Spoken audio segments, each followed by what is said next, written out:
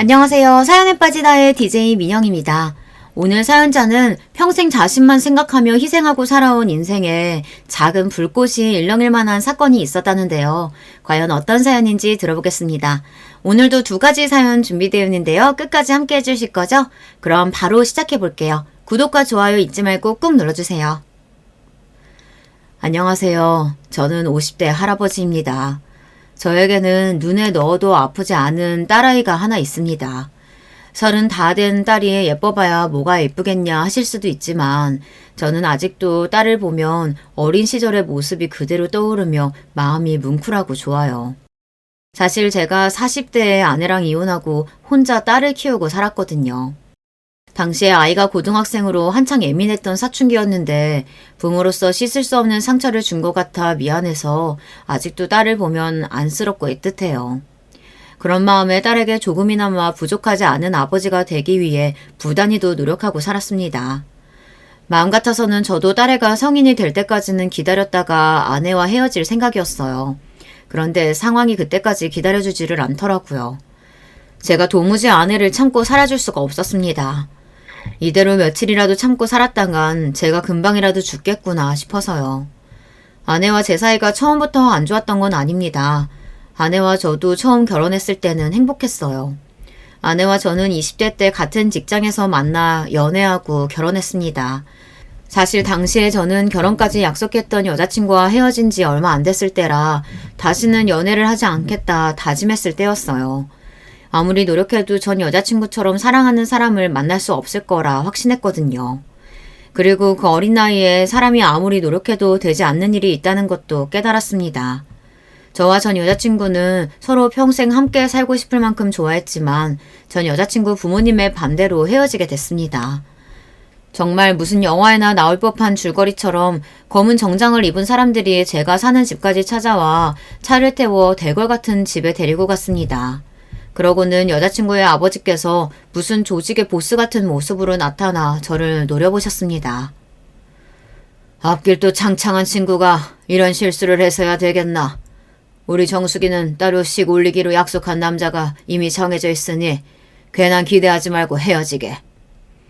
연애하는 동안도 전 여자친구네 집안이 보통 집안은 아닌 줄로는 알았지만 이 정도일 줄은 몰랐습니다.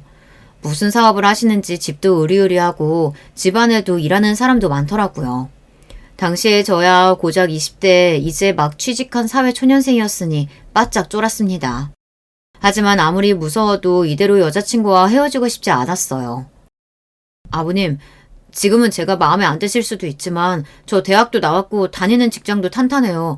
앞으로 절대 정숙이 고생시킬 일 없으니까 제발 교제만이라도 허락해 주세요.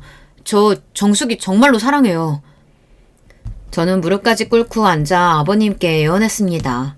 하지만 아버님의 눈엔 저는 그냥 하찮은 애송이었어요.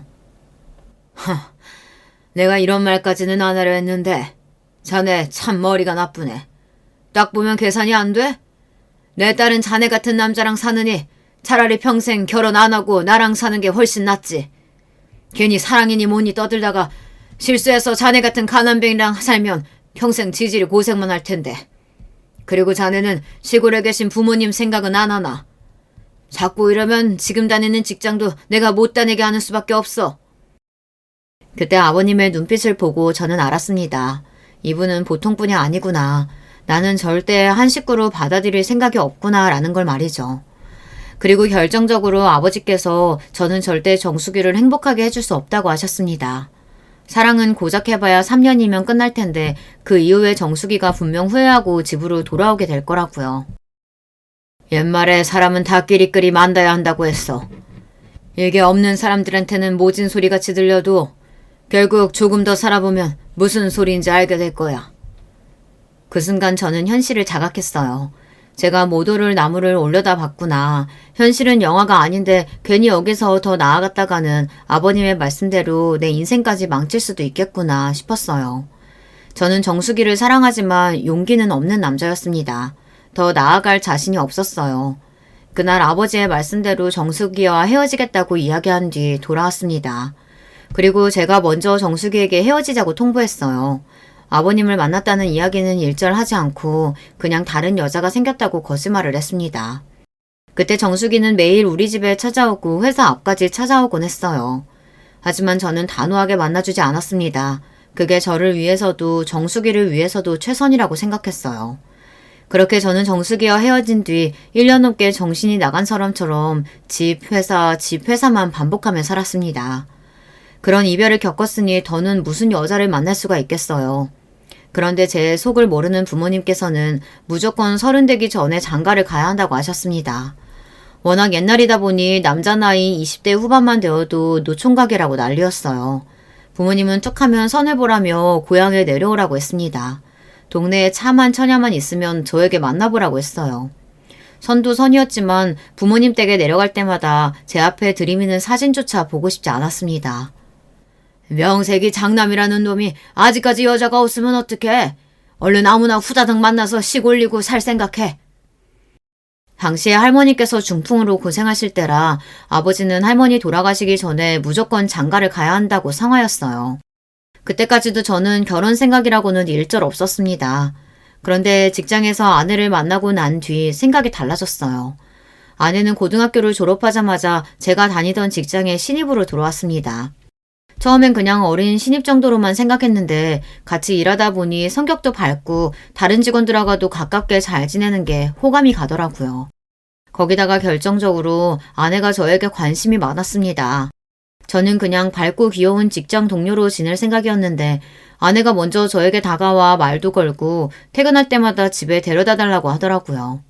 남자로서 여자의 요구를 거절할 수 없으니 여러 번 아내의 집에 데려다주며 점차 가까워졌습니다. 그 이후 자연스럽게 정이 생겨 부부의 영까지 맺게 되었어요. 처음 결혼했을 땐 저도 뭣도 모르고 아내가 마냥 좋았습니다. 저보다 나이도 많이 어리고 사회 경험도 별로 없으니 어설프고 잘 모르는 게 당연하다고 생각하며 많이 이해해줬어요. 그래서 아내가 하고 싶은 대로 뭐든지 하게 해줬어요. 그런데 그게 우리 결혼 생활에 화근이 될 줄은 몰랐습니다. 아내가 저 모르게 벌려놓은 일이 너무도 많더라고요. 저는 아내와 이혼할 때까지 아내가 진 빚을 갚기 위해 허덕이느라 일상생활도 제대로 못할 정도로 혼란스러웠어요. 그 정신없는 상황 속에서 오로지 제 머릿속에는 딸아이를 지켜야겠다라는 생각밖에 없었습니다. 반면 아내는 본인이 궁지에 몰리자 자식이든 뭐든 신경도 안 쓰고 다 내팽개쳐 버리더군요. 처음엔 이혼해도 자기가 딸을 데려가네 마네 하더니만 제가 남은 빚 일부를 갚아주겠다고 했더니 바로 양육권을 포기했습니다. 저는 그럴 줄 알았어요. 원래 결혼 생활 내내 남편이랑 자식보다 오로지 자기밖에 모르던 여자였거든요. 아내와 결혼해서 살면서 느낀 건데 아내는 철이 없는 정도가 아니라 그냥 어린애였어요. 결혼 전에는 단순히 밝고 애교가 많은 여자라고만 생각했습니다. 그런데 막상 결혼해서 애까지 낳고 살다 보니 정신연령이 낮아도 너무 낮더라고요. 세상 천지에 이렇게 무식하고 모자란 여자는 처음 봤어요. 결혼하자마자 아내는 직장을 그만뒀습니다. 지금이야 여자들도 웬만하면 다들 아이를 낳기 전까지 직장을 다니잖아요. 그런데 저희 때는 그런 일이 흔하지 않았습니다. 여자는 결혼하면 직장을 그만두는 게 보편적이었어요. 제 아내도 마찬가지로 결혼하자마자 일을 그만두고 집에서 살림을 했습니다. 그런데 문제는 아내가 살림에 살자도 모른다는 거예요. 물론 결혼 전에 부모님이랑 같이 살았으니 못하는 거야 그러려니 합니다. 하지만 이제 결혼해서 아내로서 삶을 살기 시작했으면 노력을 해야 하잖아요. 저희 아내는 그런 점이 없었습니다. 본인은 요리도 못하고 집안일도 할 줄 모르니 손도 까딱 안 했어요. 어느 정도였냐면 제가 퇴근하고 오면 맨밥에 시장에서 사온 반찬 몇 가지 제가 차려서 먹고 설거지까지 제가 했어요. 당시에 제가 양복을 입고 출퇴근을 했는데 제가 입는 양복이랑 셔츠를 세탁소에 맡기는 것도 아내가 거의 매일 까먹어서 전날 입었던 셔츠를 입고 출근한 적도 허다했어요. 거기다가 집안 꼴은 매일 엉망이었어요. 청소해야 한다는 기본적인 생각 자체가 없었어요. 그러다 보니 주말이면 제가 몰아서 청소까지 다 해야 했습니다.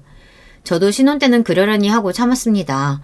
사실 저도 그렇고 아내도 그렇고 둘 다 직장 생활만 하다가 어릴 때 결혼했으니 뭐 아는 게 있겠어요.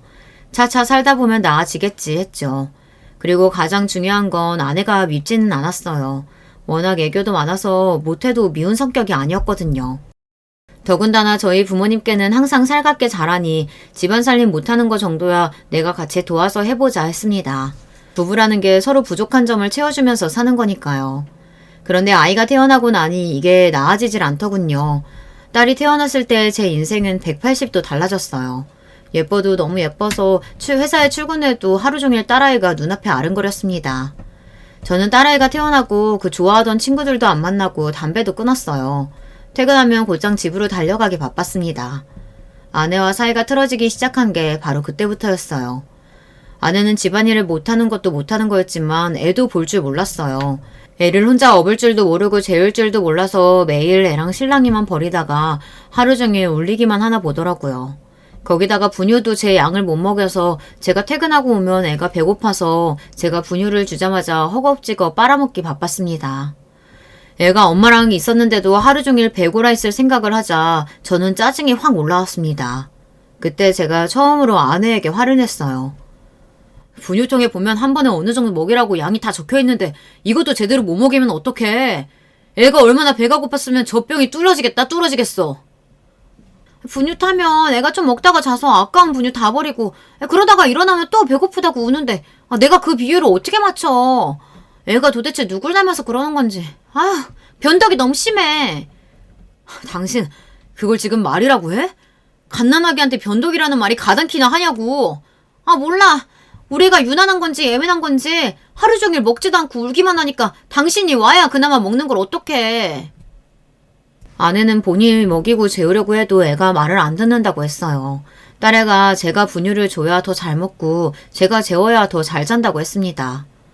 암튼 내가 주변에 물어보니까 아이 이나기 시작하면 분유 줄이고 미음부터 조금씩 먹어야 한대. 우리 둘 다 처음 키우는 애라 너무 뭘 모르니까 공부 좀 하자. 내가 서점 가서 책 좀 사왔어. 마음 같아서는 어떻게든 엄마가 그런 것도 모르냐고 다그치고 싶었지만 애써 참았습니다. 저나 아내나 둘 다 애 키우는 건 처음이니 시행착오를 겪는 중이다 생각하기로 했어요. 그래서 퇴근길에 서점에서 육아 관련 책을 몇 권씩 사다가 아내에게 줬습니다. 좀 보고 공부하라고요. 그런데도 아내는 나아지질 않았습니다. 하루는 제가 퇴근하고 집에 왔는데 기겁을 했어요. 아내가 자기가 먹던 초코파이 과자를 애한테 주고 있더라고요. 저는 놀라서 아내에게 달려가 초코과자를 손으로 치고 딸아이를 뺏어서 안았습니다. 당신 지금 제정신이야? 아직 돌도 안 된 애한테 그런 과자를 먹이면 어떡해? 암튼 당신은 너무 유난이라니까. 내가 엄마한테 물어봤는데 우리 때는 이나면 웬만한 건 다 먹였대. 이건 부드러워서 괜찮아. 이렇게 좋아하는데 애가 좀 먹으면 어때? 아내는 당시에도 70 넘은 장모님한테 들은 소리를 했어요. 장모님이 애들 키울 때랑 지금이랑 같아? 그때야 먹을 거 하나도 귀했을 때니까 그렇지. 당신 내가 준 책 읽어봤어? 안 읽어봤어? 이제 이유식 먹는 애한테 초코파이가 말이 되냐고. 그리고 이유식은 오늘 해서 먹이기는 먹인 거야? 아내와 대화를 나누면 나눌수록 점점 더 불신만 생겨왔습니다. 이런 여자한테 아이를 맡겨도 되는 건가 싶어서요. 아침에 만들어보긴 했는데 힘들게 해서 먹여도 애가 잘 안 먹어. 그래서 그냥 잘 먹는 초코과자 하나 먹이고 때우려고 했지. 아까 아침에 분유 먹여서 배는 안 고플 거야. 세상 답답해서 천불이 난다는 게 바로 이런 걸 보고 하는 말인가 봅니다. 저는 바쁜 와중에도 육아책을 잠깐 들춰봤는데 아이는 돌 전에 쌀이랑 분유, 채소, 과일 정도 아니면 다른 건 절대 먹이면 안 된다고 적혀있더라고요. 잠깐 본 저도 아는 걸 아내는 역시나 한 장도 제대로 넘겨보지를 않았는지 전혀 모르더라고요. 당신 진짜 심각하다. 내가 생활비를 안 갖다 주는 것도 아니고 애 잘 키우라고 생활비도 넉넉하게 주고 책까지 사다 줬는데 어떻게 그렇게 엉망으로 키울 수가 있어? 이럴 거면 당신은 그냥 아무것도 하지 말고 다 사다가 먹여. 차라리 그게 낫겠어.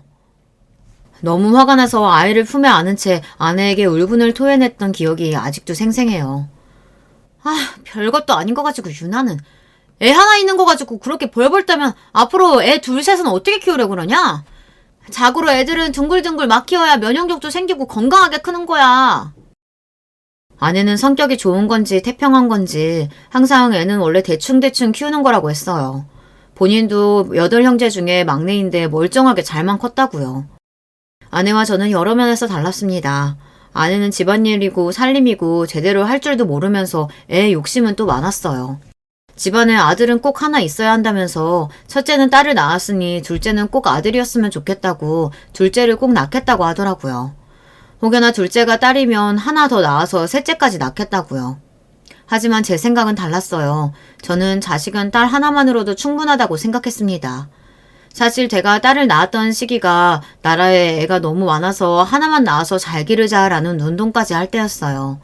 꼭 그 운동 때문은 아니었지만 저는 집안에 아이가 바글바글 많은 게 좀 저와 맞지 않는다고 생각했어요.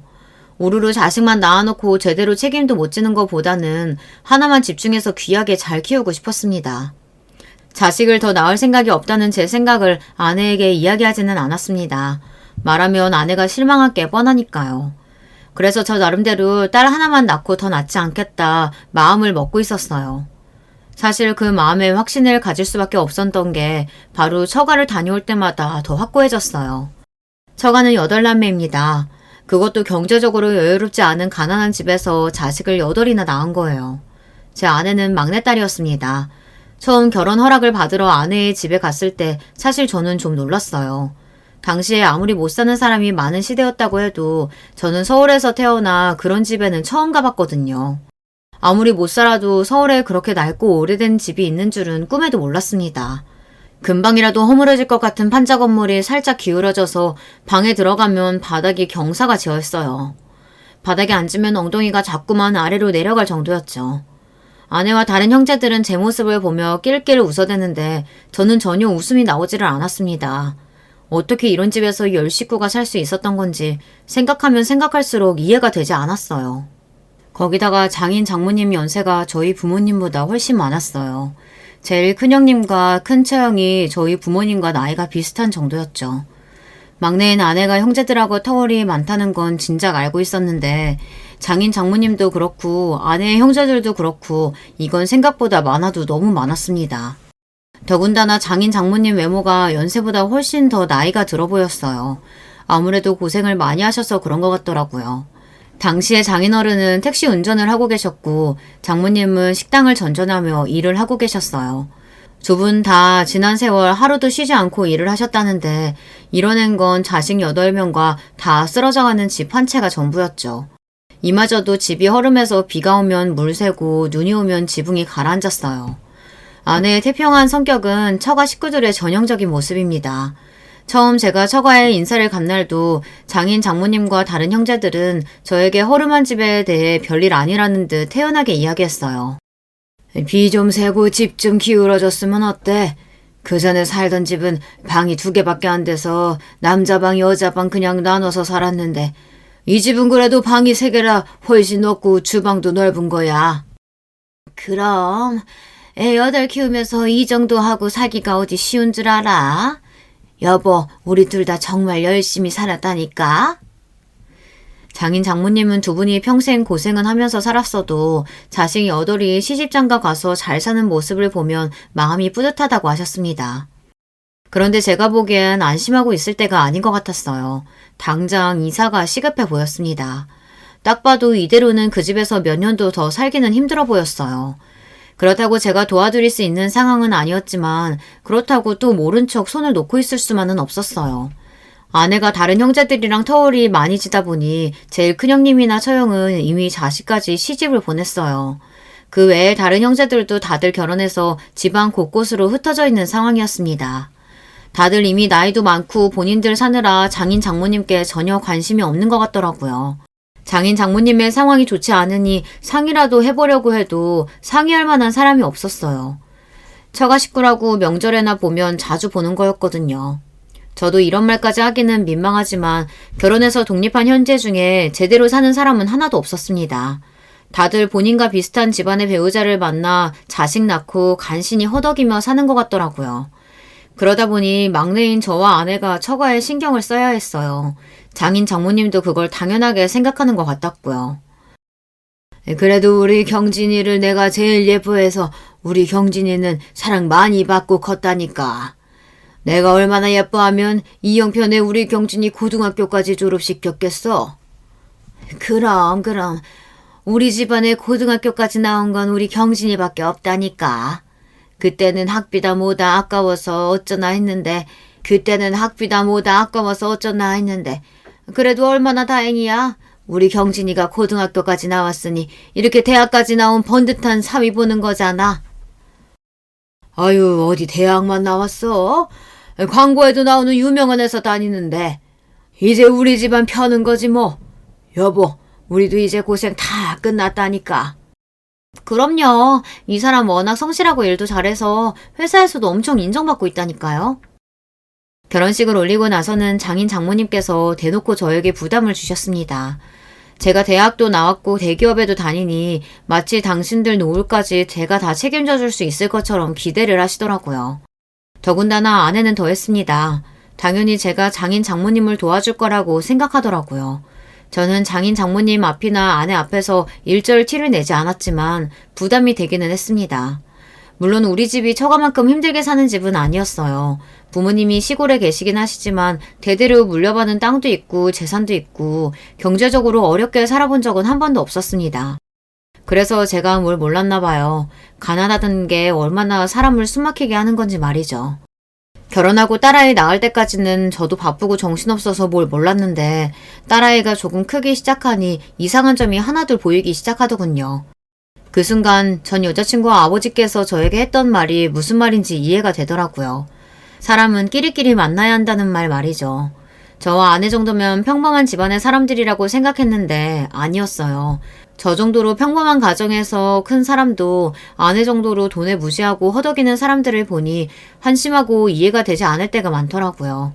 그랬으니 준 재벌 집인 전 여자친구 아버님께서 보시기에는 제가 얼마나 부족해 보였겠습니까. 그때 다시 한번 제가 처한 상황에 대해 돌이켜보게 됐습니다. 그러던 어느 날이었어요. 제가 결혼하고 얼마 되지 않았을 때였는데 장인 장모님께서 제 예상대로 집이 너무 낡아 이사해야 한다고 하셨습니다. 저는 집을 팔려고 내놓으신지도 몰랐는데 이미 집이 팔렸다고 하더라고요. 그때도 저는 조금 당황스러웠어요. 장인 장모님께서 너무 당연하게 저에게 돈 이야기를 하더라고요. 아니, 명색이 우리 집도 주택인데 어떻게 팔아도 다른 집 월세만도 못해? 이 돈으로는 서울에 어디 방 하나 못 구하겠네. 저는 그럴 줄 알고 있었습니다. 평소 장인어른께서 집 하나 있으시다고 많이 우쭐대셨어요. 아무리 오래되고 낡았어도 단독으로 쓰던 주택이라 팔면 꽤 나올 거라고 하셨죠. 그런데 저는 전혀 그렇게 생각하지 않았습니다. 처가가 터가 안 좋아도 너무 안 좋아요. 서울이라고 하기에도 어정쩡한 동네에다가 애초에 집을 짓겠다고 고르게 만들었던 땅도 아니고 그래서 투자 가치가 없는 집이었어요. 더군다나 집 주변에 유흥 관련 가게들이 워낙 많은 동네라 주거 용도로 집을 짓겠다고 들어올 사람이 있을 리 없었습니다. 제가 보기엔 그나마 그 정도 받은 것도 다행이라면 다행이었죠. 에이, 당신은 왜 괜한 걱정을 하고 있어? 딸네 근처로 이사 가려고 집도 파는 건데 우리 잘난 사이가 알아서 좀 도와주겠지. 순간 저는 장모님 말에 어안이 봉봉했습니다. 뜬금없이 장인 장모님께서 이사하시는 이유가 이제 와서 저희 때문이라네요. 더군다나 더 어이없었던 건 아내의 말이었습니다. 시부모님도 멀리 계시는데 우리 부모님이라도 근처에 살면 좋잖아. 우리 동네 살기 좋다고 내가 부모님께 이사 오시라고 했어. 저는 장인 장모님 말씀에 순간 당황해서 아내 눈치를 살폈는데 아내가 저렇게 말을 하더라고요. 저는 전혀 몰랐는데 아내가 우리 사는 동네가 좋다면서 장인 장모님께 이사 오시라고 이야기를 한 거였어요. 저는 도무지 제가 그 자리에서 할 말이 없더군요. 제가 뭐라고 하겠어요. 마음속으로는 장인 장모님이 왜 우리 집 근처로 이사를 오셔야 하는지 모르겠다고 그렇게 말하고 싶은 마음이 굴뚝 같았지만 입 밖으로 도무지 낼 수가 없었습니다. 냈다가는 한순간에 개념 없는 사위이자 재수없는 남편이 되는 거니까요. 저는 그 자리에서 뭐라 대꾸해야 할지 몰라 그냥 대충 웃어 넘기고 집에 돌아왔습니다. 그런데 이미 답은 정해져 있었어요. 처가에 돈을 안 주고 버틸 수가 없었습니다. 아내가 몇 날 며칠을 저에게 얼마나 줄 수 있냐고 닥달해서 도저히 안 줄 수가 없었습니다. 당신은 엄마가 면전에서 우리 사이가 도와주겠지 하고 이야기하시는데 어쩜 그 앞에서 한마디도 안 할 수가 있어? 당신이 그렇게 가만히 있으면 우리 엄마가 얼마나 민망하겠어. 돈이 없는 것도 아니고 있으면서 가족끼리 치사하게 왜 이래. 돈에 관해서는 저도 이상하게 아내의 말을 듣다 보면 아내의 말이 맞는 것 같았어요. 저와 아내가 잘 살겠다고 모아둔 돈이긴 했지만 지금 당장 우리에게 급하게 필요한 돈도 아니니 어쩌면 장인 장모님을 도와주는 게 맞을지도 모르겠다는 생각이 들었습니다. 얼마 뒤 장인 장모님은 우리 집 주변으로 이사를 오셨어요. 그리고 제가 모아뒀던 돈 2천만 원을 장인어른께 고스란히 드렸습니다. 어쩔 수 없었던 게 이미 집은 팔린 상태였고 그 전에 살던 집을 판 돈으로는 이사를 하려고 해도 웬만한 집을 살 수가 없었어요. 당장 살 집을 구해야 하는데 돈이 부족하다고 하시니 저도 안 드릴 수가 없었습니다. 그때까지는 돈이 좀 아까워도 티를 낼 수가 없었어요. 자식으로서 그 정도 해드리는 건 당연하다고 생각했습니다. 그런데 이게 살다 보니 그렇지가 않더라고요. 저에게 자식이 생기니 더했어요. 이제는 저희 부부에게도 책임져야 할 식구가 생긴 거니 전처럼 부모님만 챙겨서는 안 된다고 생각했습니다. 그래서 저도 아내에게 은근슬쩍 이야기했어요. 우리한테도 아이 생겼으니까 이제 큰 집으로 이사 가려면 슬슬 돈도 모아야 하고 비상금도 좀 만들어놔야 돼. 그러니까 전보다 알뜰하게 살아야 돼. 아내가 워낙 손이 커요. 주변에 돈도 잘 쓰고 주변 사람들도 잘 챙기는 편이라 씀씀이가 큽니다. 그러다 보니 제가 아내에게 신신당부했죠.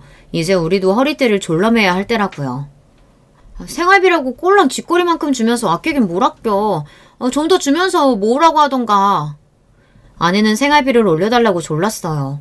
그래서 제가 받은 월급에서 제가 쓸 용돈만 빼고 몽땅 다 아내에게 줬습니다. 저야 아내를 믿으니까요.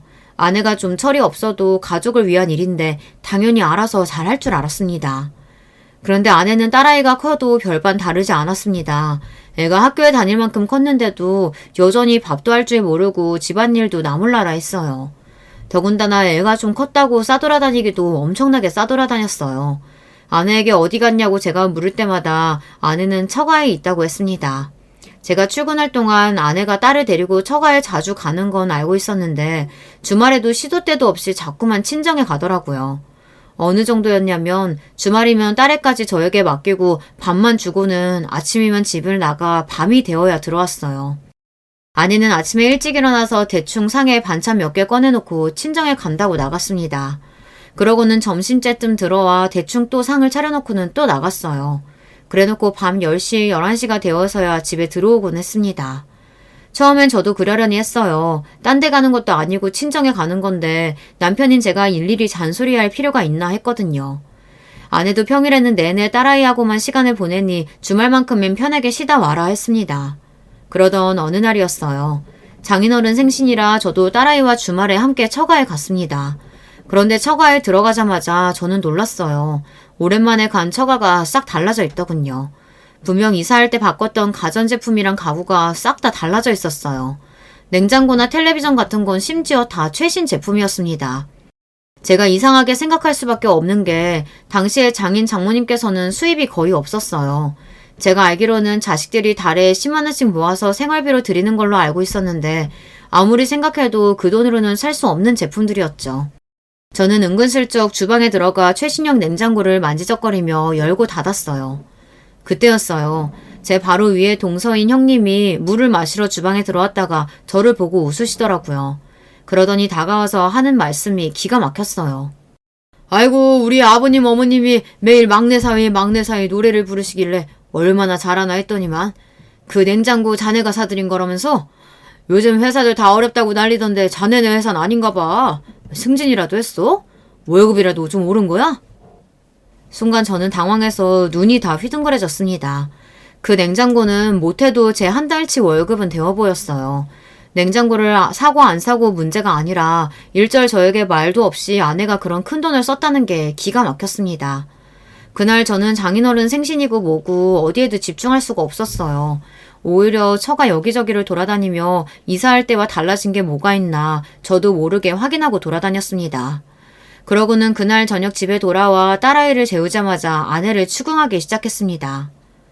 작은 형님이 나는 전혀 모르는 소리를 하시더라. 장모님 댁에 냉장고를 내가 바꿔준 거라고 하던데 사실이야?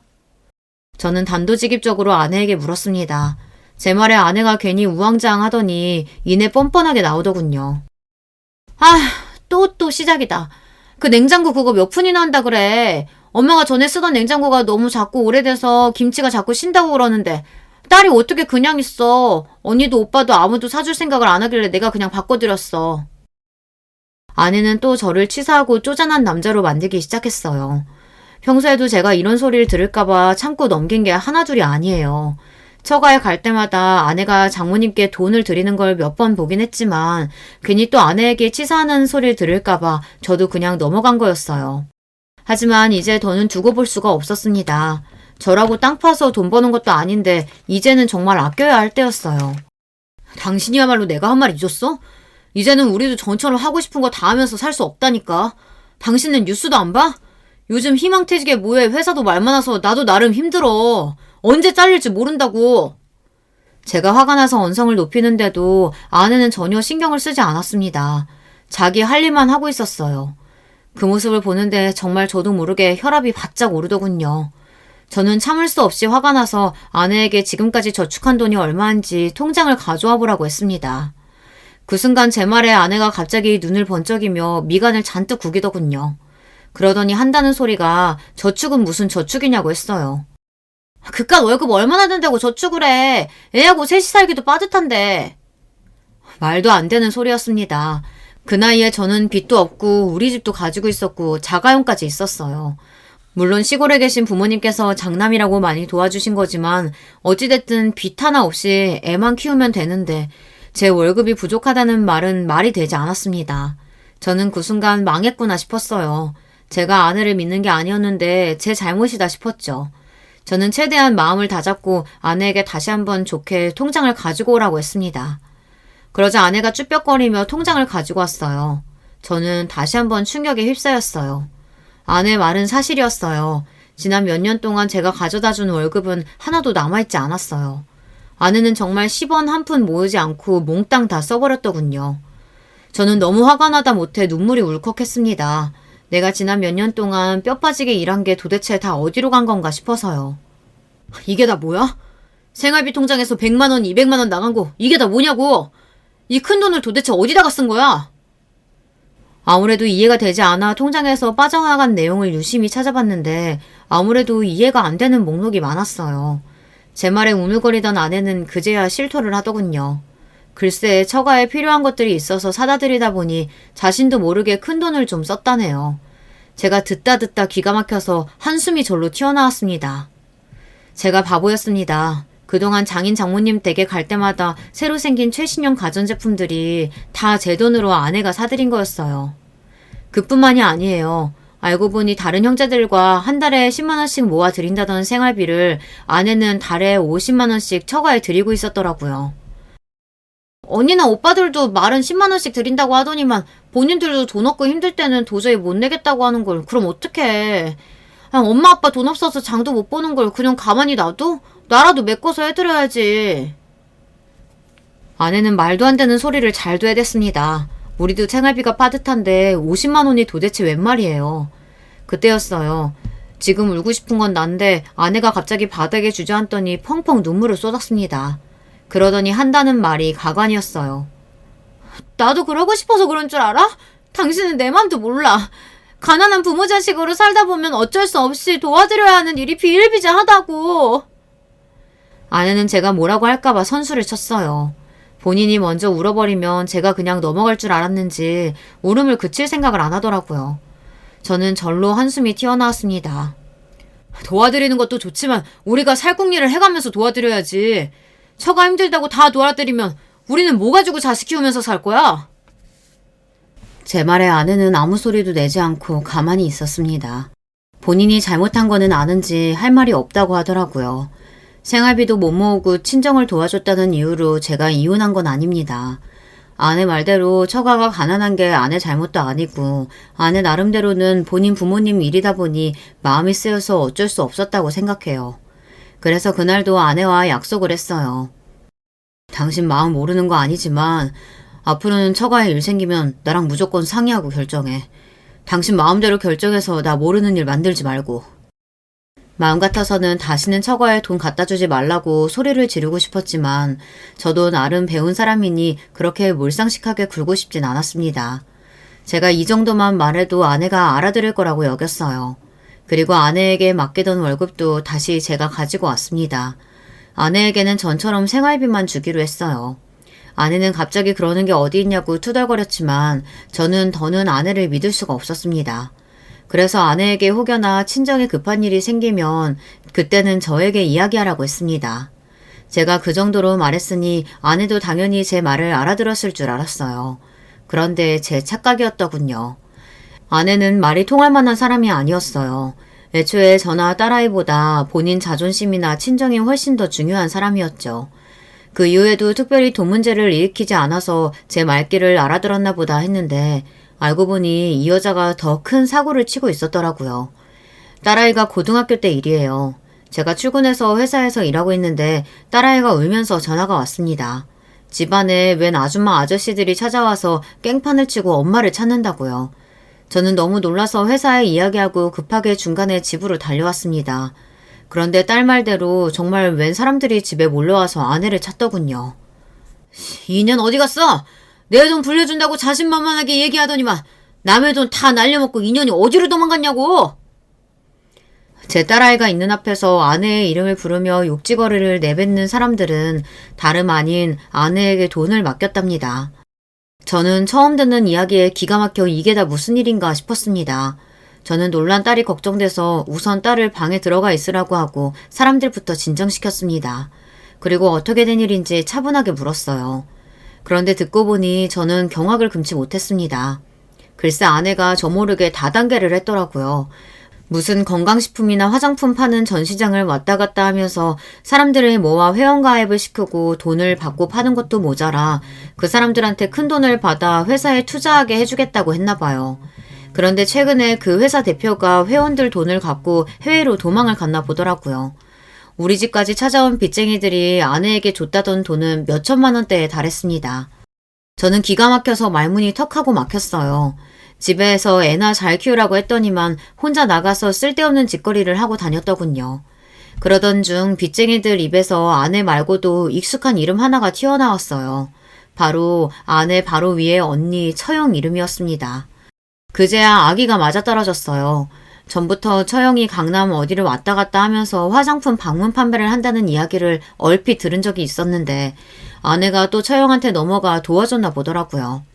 역시나 제 예상이 맞았습니다. 그날 저녁 아내가 집에 들어오자마자 저는 아내를 쏘아붙였어요. 아내는 본인이 저지른 일보다 제가 알았다는 것에 더 놀라며 어떻게 알았냐고 오히려 되물었어요. 저는 기가 막혔습니다. 제가 어쩌다 세상에 이런 여자랑 결혼하게 된 건지 모르겠더군요. 저는 너무 답답해서 머리가 터져버릴 지경이었어요. 그런데 그 와중에 아내는 제가 생활비를 너무 쥐꼬리만큼 줘서 그런 거라고 핑계를 대더군요. 그러길래 당신이 날 좀 믿고 돈 좀 줬으면 내가 그런 짓까지 했겠어? 나도 살기 힘드니까 그런 짓까지 한 거 아니야. 팔자 좋은 소리하고 앉았네. 집에서 펑펑 놀면서 남편이 벌어다 주는 돈으로 노는 여자가 살기 힘들기가 뭐가 힘들어? 으이구 쪼잔한 인간 하는 소리 봐라. 당신이 친정에 돈 조금만 쓰면 눈치 주고 못 쓰게 하니까 내가 나라도 벌어보려고 그런 거잖아. 그 순간에야 저는 깨달았습니다. 아, 내가 잘못 생각했구나. 몇 년 전 아내가 돈 가지고 헛짓거리 했을 때 진작에 헤어졌어야 했는데 제가 괜한 기대를 한 거였어요. 그때 참고 넘어가는 바람에 제가 하다하다 이런 걸까지 보는 거였습니다. 딸아이를 생각해서라도 참고 살아야 한다는 걸 머리로는 알고 있었지만 도저히 제 마음이 동하지 않았어요.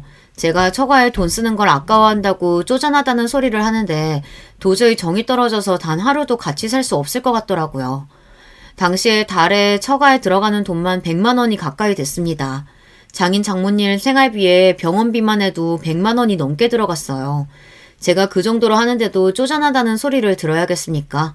더군다나 저희 부모님은 혹여나 저에게 짐이 될까 아프고 힘든 일이 있어도 일절 저에게 이야기하지 않으셨어요. 오히려 돈을 보태주면 보태줬습니다. 그런 생각을 하면 아직도 자다가도 열통이 터져요. 저도 아무리 힘들어도 제가 선택한 사람이니 감수하고 살아보려고 했는데 한계에 도달하고 말았습니다. 그렇게 아내와 저는 정리하고 이혼했습니다. 이혼할 때는 처음 말씀드린 대로 아내의 빚을 제가 다 갚아주는 조건으로 딸까지 데리고 와서 제가 키웠어요. 처가와 가까운 동네에 사는 것도 너무 싫어서 이혼과 동시에 살던 집을 팔고 이사했습니다. 그 이후 저는 혼자 힘으로 악착같이 딸아이를 키우며 살았어요.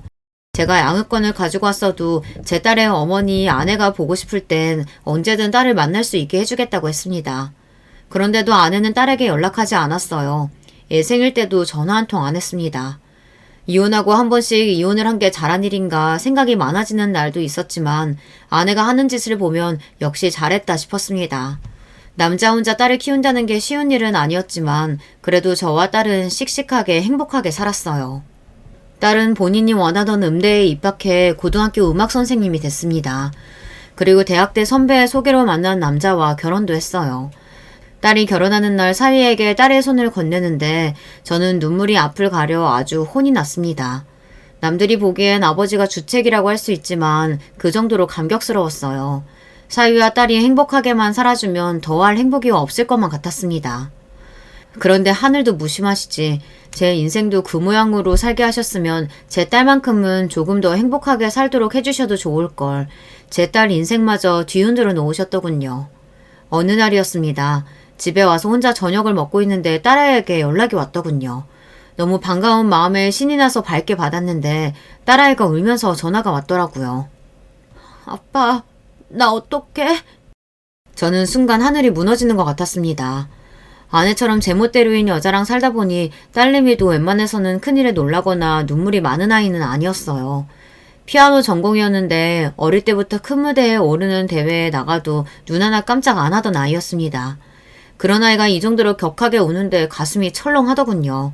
저는 너무 놀라서 그 길로 딸네 집으로 갔습니다. 그리고 무슨 일인지 물었어요. 이 인간이 하는 짓이 이상해서 뒤 좀 캐봤더니 결혼 전부터 나 말고도 따로 만나는 년이 있더라고. 딸아이의 말은 충격적이었습니다. 사위놈이 바람을 피우고 있다네요. 상간녀는 사위랑 같은 회사 동료라더군요. 더군다나 딸아이가 알기론 사위랑 바람을 피우는 상간녀도 유부녀인 것 같은데 딸아이는 그게 더 미쳐버릴 것 같답니다. 딸아이는 지금 당장 이혼하겠다고 했어요. 당연히 이혼해야지. 근데 이대로는 안 돼. 그 년놈 내가 개망신살 뻗치도록 해주고 그러고 나서 이혼해도 하자. 저는 그런 개자식 때문에 울 필요 없다고 배신감에 치를 떠는 딸을 애써 위로했습니다. 그리고 확실한 증거를 찾을 때까지 딸에게 티를 내지 말라고 했어요. 그리고 며칠 뒤 저는 사위놈과 상간녀가 다니고 있는 회사를 알아내 찾아갔습니다. 그리고 준비한 피켓을 들고 회사 로비에서 소리를 쳤어요. 안성기어 김수철 과장과 김민희 대리를 고발합니다. 제가 고용한 심부름센터에서 받아낸 사위놈과 상간녀가 모텔로 들어가는 사진을 피켓에 붙여 저는 연신 소리를 질렀습니다. 그러자 회사 안으로 들어가던 사람들이 모두 다 수건거리며 들어갔어요. 그런 인간들이 제가 이런다고 반성하지 않을 건 저도 잘 알아요. 하지만 제가 원하는 건 단 한 가지였습니다. 그 년놈이 다시는 얼굴 들고 못 다니게 하고 싶었어요. 여러분, 제 모습을 사진으로 찍어서 여기저기 다 퍼뜨려 주십시오. 그래서 제 사위놈이 다시는 얼굴 못 들고 다니도록 해주세요. 저는 사람들이 많이 모여들면 모여들수록 더 큰 소리로 외쳤습니다. 그때였어요. 말도 안 되는 일이 벌어졌어요. 어머, 혹시 철수 아니니? 결국은 이렇게 만나네. 상상도 해본 적 없는 일이었어요. 나의 첫사랑 정수기를 이런 식으로 만나게 될 줄은 꿈에도 몰랐습니다. 저는 너무 당황해서 그대로 들고 있던 피켓을 등 뒤로 숨겼어요. 저는 민망해서 고개를 푹 숙였습니다. 그러자 정수기가 제 곁으로 다가왔어요. 그리고는 무슨 일이냐고 다정한 목소리로 물었어요. 첫사랑 정수기는 여전했습니다. 외모도 그 특유의 온화한 분위기도 그대로였어요. 그때였어요. 경호원들이 달려오더니 제 앞을 가로막고 섰습니다. 대표님, 죄송합니다. 저희가 바로 내쫓을게요. 대표님? 정숙이, 네가 이 회사 대표였어? 놀라움의 연속이었습니다. 제 사위가 다니던 회사 대표가 글쎄 정숙이었더라고요. 아니에요. 제가 아는 분이니 신경 쓰지 말고 다들 볼일 보세요. 철수야, 나랑 내 방 가서 커피나 한잔 할래? 정숙이는 어쩜 하나도 늙지 않았더군요. 주름 하나 없이 고운 얼굴로 웃어 보이며 저에게 자신의 방으로 가자고 했어요. 그날 저는 대표실이라고 적힌 정수기의 방에서 한참을 이야기를 나누다 돌아왔습니다. 그동안 어떻게 지냈는지 안부를 물을 새도 없이 정수기는 제가 들고 있는 피켓에 대해 궁금해했어요. 저는 부끄러움을 무릅쓰고 그대로 정수기에게 다 이야기했습니다. 정수기는 내 이야기를 듣는 내내 미간을 구기며 어떻게 그런 일이 있을 수 있냐고 함께 화를 내줬어요. 그리고는 곧장 걱정하지 말라고 본인이 도와주겠다고 했습니다. 저는 첫사랑에게 그런 부탁까지 하고 싶지 않아 괜찮다고 제가 알아서 할 수 있다고 했습니다. 그러자 정수기가 하는 말이 놀라웠어요.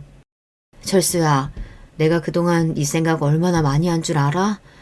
10년 전에 아버지께서 돌아가시면서 나한테 미안하다고, 그때 너랑 헤어지게 한 게 평생 후회된다고 나한테 사과하고 가셨어. 왜 말 안 했어? 아버지가 우리 헤어지라고 그랬다고.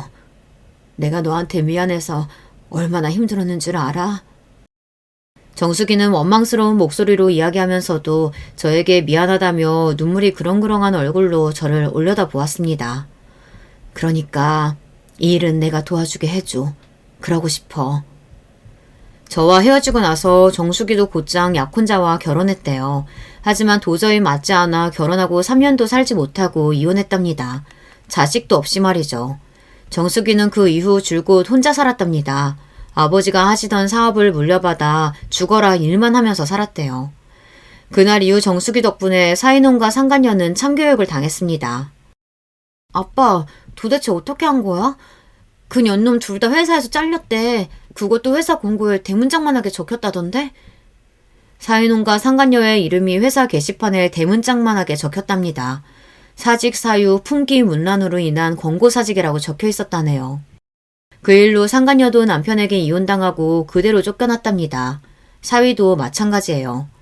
정수기가 유명한 로펌 변호사까지 소개해줘서 사위놈과 상간녀를 고소해 위자료까지 받고 이혼했습니다. 정말 인생이라는 게 참 모르겠습니다. 60 가까이 살았지만 돌고 돌아 첫사랑을 다시 만난다는 게 흔하지는 않은 일이니까요.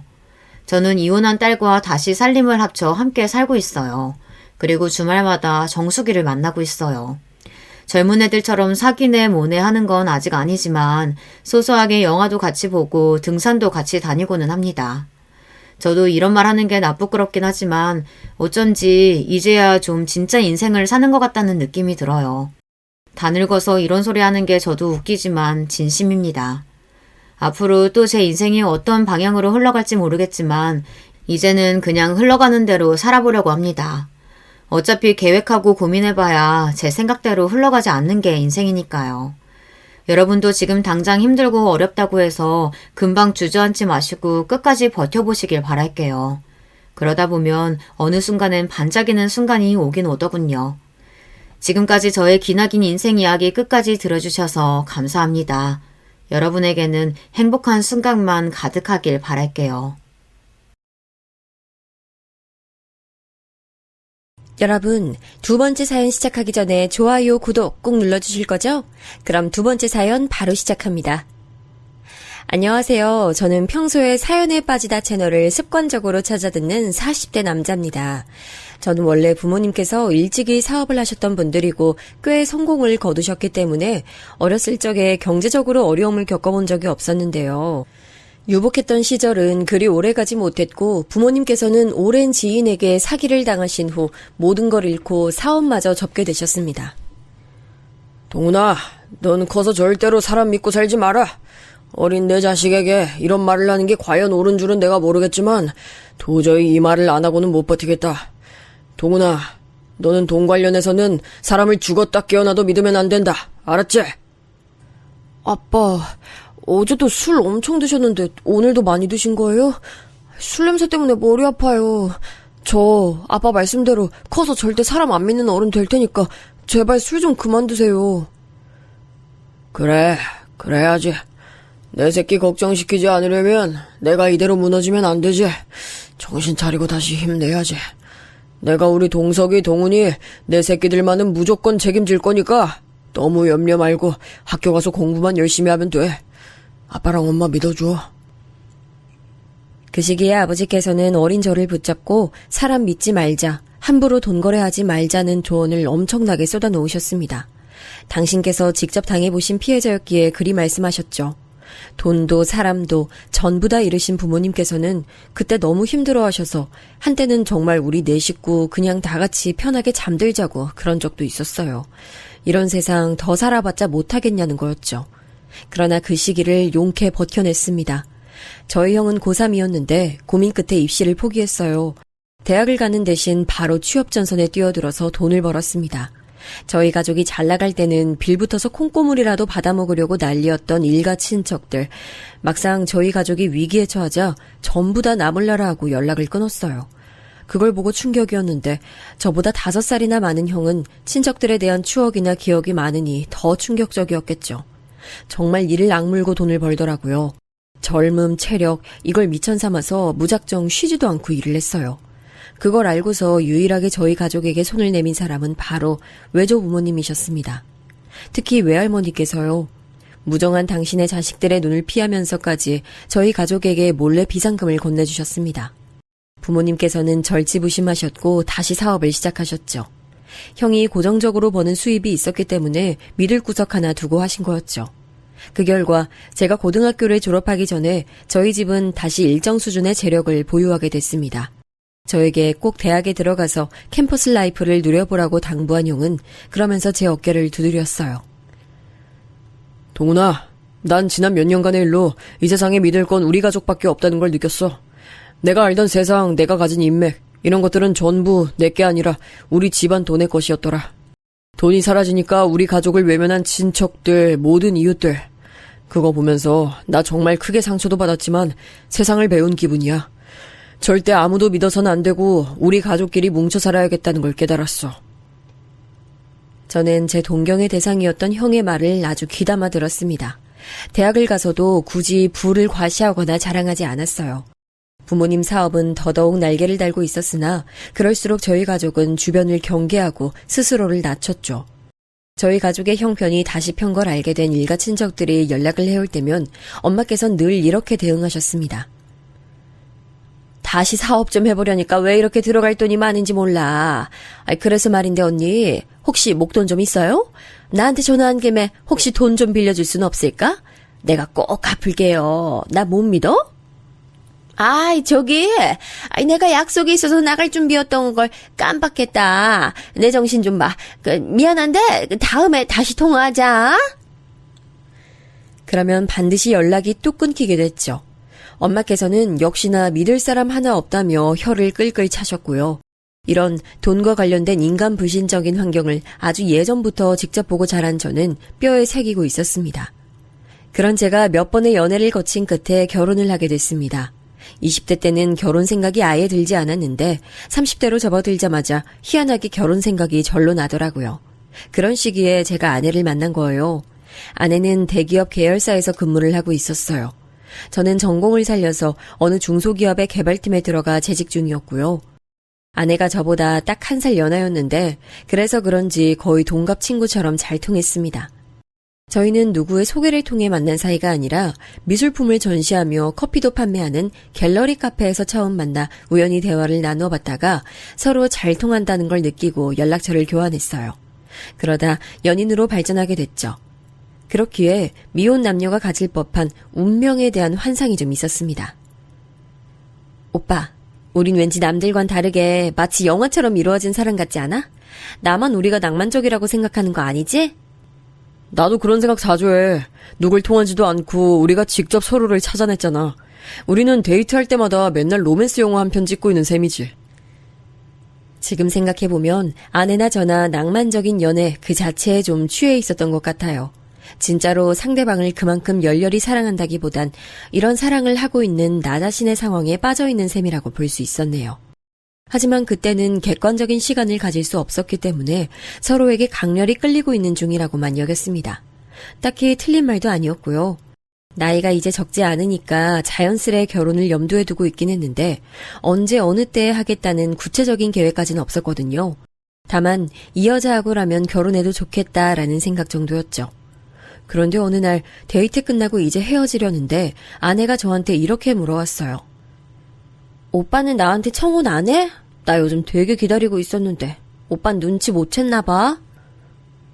청혼? 아직 우리가 결혼에 대해 이런저런 얘기도 안 나눴는데 무슨 청혼이야. 결혼을 바로 하거나 말거나 어쨌든 오빠에 비해 내가 훨씬 더 조건이 좋고 그렇기엔 내가 더 아까운 사람인데 이런 날 만나면서 오빠가 빨리 청혼을 안 한다는 것 자체가 나는 좀 받아들이기가 힘드네. 네가 나보다 조건이 좋다고? 네가 아깝다고? 난 그런 생각 가지고 널 만난 적이 없는데 넌 설마 여태까지 그런 걸 재고 있었던 거야? 어떻게 안 될 수가 있겠어? 오빠는 부모님도 그냥 작게 사업인가 그런 거 하신다 그러지. 친형도 그 사업이나 거들고 있다 그러지. 가족들이 평범하게 사는 수준이잖아. 근데 우리 집은 평균 수준이 월등하고 나도 오빠보다 좋은 직장 다니고 이러니까 차이가 확 보일 수밖에 없지? 정말 머리가 지끈거려 혼났습니다. 아내는 자기가 저를 선심 쓰고 아량 베풀어서 만나준다는 식으로 표현하더라고요. 저는 집안의 재산 얘기를 정확히 해준 적이 없었기 때문에 아내가 자기 집안이 더 낫다고 생각을 할 수 있을지 모른다는 건 충분히 공감했지만 직접적으로 수준 차이를 운운하니 기분이 오묘했죠. 그때 아내하고는 얼렁뚱땅 대화를 마무리하고 제가 부모님께 결혼에 대해 여쭈어 보았습니다. 현재 만나고 있는 여자친구가 이런 사람인데 결혼 이야기가 나왔다고 말씀드린 거였죠. 그런데 여기서 저희 엄마가 의외의 의견을 제게 주셨는데요. 돈은 우리가 집안에 넉넉히 있으니까 상대 집안의 재산이 얼마인가를 재고 따지고 그럴 거 없어. 단지 아이 낳고 키울 거 생각하면 아무래도 유전자가 중요하니까 머리 똑똑하고 가방끈 긴 며느리면 난 좋겠네. 집안에 고학력자들 많으면 금상첨화고. 저희 아버지께서는 최종 학력이 고졸이시고 엄마께서는 중졸이셨다가 나중에 검정고시로 고졸 학력을 따냈습니다. 두 분께선 사업적인 감각 같은 건 타고나셨고 배포도 크시지만 고학력자가 아니시기 때문에 아무래도 알게 모르게 아쉬움을 느끼셨나 봐요. 특히 저희 형이 가족을 위해 대학 진학을 포기하면서 역시 고졸로 남게 됐으니 여러모로 이런 부분에 있어서 부모님께서는 나름 생각을 해오신 모양이었습니다. 아버지께서도 이왕이면 당신 며느리가 고학력자이길 바라시는 눈치였죠. 그런데다가 저희 가족이 유일하게 진심을 다하는 외할머니께서도 그런 바람을 밝히셨어요. 이왕 상대를 골라 결혼할 거면 몸 안 쓰고 험한 일 같은 거 안 하면서 살아온 집안이랑 네가 연을 맺으면 좋겠어. 공부 많이 해서 교양 지식 넘치는 집안하고 사돈 맺으면 그처럼 멋진 일이 어딨어. 외할머니께서 그렇게 말씀을 해주셔서 저는 급속도로 아내와 결혼을 생각했어요. 그냥 사귈 때는 별로 염두에 안 뒀지만 결혼을 그리게 되자 아내 조건들이 선명하게 보이더라고요. 아내는 우리나라 최고 명문대 중 한 곳으로 꼽히는 대학을 나왔고 취업에서 어그러져서 비록 본사 입성은 놓쳤지만 대기업의 계열사에 재직 중이었습니다. 저보다 연봉도 높았고요. 그리고 장인어른 장모께서는 별거하고 계셨는데요. 나이 다 드셨는데 굳이 이혼은 안 하겠다는 뜻이 맞춰져서 별거를 택하셨다고 했습니다. 장인어른께서는 모 중견기업에서 연구원으로 오래 근무하시다가 정년 퇴임하신 뒤 경제학술지를 감수하는 일을 하고 계셨습니다. 엘리트라고 볼 수 있었죠. 장모님께서는 음대를 나오신 뒤 피아노 학원을 오래 운영하시다 건강 문제로 그만두신 뒤 주부로 살아오셨는데요. 장모님의 친형제들, 사촌들 중에서 공부 못했던 사람이 없다 들었어요. 대형 병원 의사에 대학 교수에 아주 엄청난 분들이 포진되어 있더라고요. 아내는 위로 나이 차이가 많은 언니가 한 명 있었는데요. 처형께서는 일본 최고 명문대를 나오셨습니다. 그리고 의사와 결혼하셨죠. 한마디로 집안 구성원이 다 엘리트라고 볼 수 있었어요. 불타는 사랑의 감정이 든 건 솔직히 아니었는데 슬슬 결혼해야 하는 나이기도 했고 아내하고 연애하며 크게 다툰 적도 없었고 무엇보다 당사자인 아내가 저와 결혼을 원하고 있었으며 제 가족들도 아내의 조건을 마음에 들어 했으므로 저는 결혼을 결심했어요. 단지 결혼하자는 멘트가 다였던 그런 멋대가리 없는 청혼에도 아내는 기뻐해줬습니다. 정말 고마웠고 왠지 결혼하고 나면 아내하고 서로 잘 맞을 것 같다는 행복한 예감이 들었어요. 그런데 그때 장인어른께서 제게 황당한 공격을 날리시더군요. 아내와 함께 처가에 인사를 드리러 갔을 때였습니다. 듣자 하니까 전반적으로 배우질 못했고 의식 수준이 하위에 머물러 있는 집안이라는 것이건. 예? 하위라고 하시면 어떻게 하위라고 보신다는 거죠? 이 사람 답답하기는 내가 무려 사자 중에 사자 의사를 사위로 두고 있는 인물인데 자네 같은 흐지부지한 논팡이가 내 눈에 착이라도 할 것 같나? 집안 수준도 영 볼품없어 보이니 내가 자네에게 주는 종합점수가 하위 수준이라고 봐도 좋을 것 같네. 난 우리 작은 딸 자네에게 줄 수 없으니 그런 줄 알고 돌아갔으면 싶구만. 무척 당황했는데 제 옆에서 아내는 몇 배로 더 당황했어요. 당혹스러움으로 얼굴이 시뻘겋게 물들어선 어쩔 줄 몰라 하더라고요. 괜히 제가 미안했습니다. 제 수준이 별로라서 이렇게 됐으니까요. 하지만 저는 저희 집안의 진짜 수준에 대해 떠들고 싶은 마음이 전혀 없었기 때문에 억울하고 속상하든 말든 가만히 있었고요. 이 결혼은 안 되려나 보다 이렇게만 속으로 생각했습니다. 그런데 아내는 얼굴에 열이 오른 채로 자기 부친께 대들더군요. 아빠, 저는 고등학교도 엄마 아빠가 원하시는 곳으로 지원해서 갔고, 대학교도 두 분이 마음에 들어 하시는 전공으로 나왔고, 직장도 두 분 의견 적극 반영해서 구했는데, 이만큼 군말 없이 제가 따르고 살았으면, 결혼만큼은 저도 제가 원하는 사람하고 해도 된다고 생각하는데요? 아하, 네가 부모 말 들어서 어디 실패한 적이 그래서 한 번이라도 있어? 너는 네 하나뿐인 언니가 결혼 잘해서 부모한테 효도하는 걸 보고도 지금 겨우 이런 논패기하고 결혼하고 싶다는 소리가 나와? 뭐 하나 특출나게 잘난 구석 한 가지라도 있어야 하거늘 이런 흐지부지한 사내가 넌 뭐가 그리 좋다고 빠져있어? 결혼 같은 대소사가 너는 애들 장난인 줄 알아? 정작 엄마 아빠는 금술 좋은 부부도 아니면서 뭐가 그렇게 당당하다고 자식들 결혼에 이렇게 훈수를 두세요? 진짜 어이없어. 뭐셨지? 너 내가 눈에 흙이 들어가기 전까지는 이 결혼 절대로 안 될 줄 알아. 결국 장인어른의 분노만 샀죠. 장모님께서는 애초에 바깥 양반이 하자는 대로 따르겠다고 못을 박아놓으셨기 때문에 이쪽에서 도움받는 건 기대하기 어려웠습니다. 하지만 사람 일이라는 게 정말 희한하게 돌아간다는 걸 이때 체감했어요. 왜냐고요? 바로 아내가 임신을 했습니다.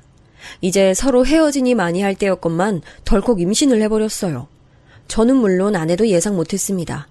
그러니까 극악의 확률을 뚫고 임신이 된 경우였는데요. 병원에서 12주라는 결과를 받아들었고 놀랍게 찾아와준 이 생명을 저버린다는 건 말도 안 되는 일이라고 생각했어요. 저희 부모님께서는 엄청 놀라시면서도 우선 축하부터 해주셨습니다. 아가씨 집안에서 드자하니 반대를 좀 한다고 했던 것 같은데 이렇게 됐으니 무조건 둘이 결혼해야죠. 우리는 처음부터 둘이 결혼하는 걸 찬성했어. 지금 이런 말을 남기는 게 모양새는 좋지 않지만 내가 그래도 아가씨한테 이 말을 미리 남기고 싶어요. 살면서 이런저런 힘든 일이 분명히 생길 테고 둘이 싸우기도 하겠지만 동훈이가 뭘 어떻게 하든 우린 동훈이 편에서 아낌없이 지원해 줄 거고 지지해 줄 거예요. 그러니까 아가씨도 이 점을 살면서 유념해뒀으면 좋겠네. 네, 어머님. 무슨 말씀인지 알아들었어요. 오빠는 자기 식구들에게 전적으로 응원받는 것 같아서 좀 부럽네요. 시작은 비록 다사다난했지만 결혼해서 잘 살겠습니다. 엄마 말씀에 아내가 동조를 하며 분위기가 참 좋았는데 반면 처가 쪽은 뒤집어졌어요. 차마 저에게 그 정도 수준으로 대놓고 힐난을 안 하셔서 그렇지 장인어른 장모님 두 분께서 절 대하시는 정도만 보면 못 배워먹은 집안에서 넉넉하지 못하게 자란 놈이 천박한 방법으로 결혼하려고 드는 게 아니 꼽다고 여기시는 것 같았습니다. 특히 장인어른은 저를 무척 못마땅한 눈빛으로 쳐다보시면서 한숨을 푹푹 내쉬셨습니다. 그런데 저는 그러거나 말거나 어차피 제가 장인어른 장모님하고 결혼하는 것도 아니고 제 아이를 가진 아내하고 결혼하니까 이제는 아무렴 어떤가 싶었습니다. 우리 박서방은 의사라서 머리도 좋고 능력도 좋고 거기에 씀씀이까지 좋아서 결혼하면서 집장만을 떡하니 해왔어. 내가 우리 박서방만 생각하면 기가 살아서 어깨에 힘이 절로 들어가고 만나는 사람마다 자랑질을 하고 싶어져서 입이 근질근질해. 근데 자네는 우리가 주문한 적도 없는 손주를 장만해서 우리 집안에 떡하니 들어오는구만. 내가 차마 낯이 팔려서 아무한테도 이런 얘기를 못하겠어. 자네 아주 대단하구만. 아주 대단해. 저도 손주를 이렇게 일찍 이런 식으로 안겨드릴 생각은 맹세코 전혀 없었는데 이렇게 됐으니 좋은 아빠 그리고 좋은 사위로 열심히 살아보겠습니다.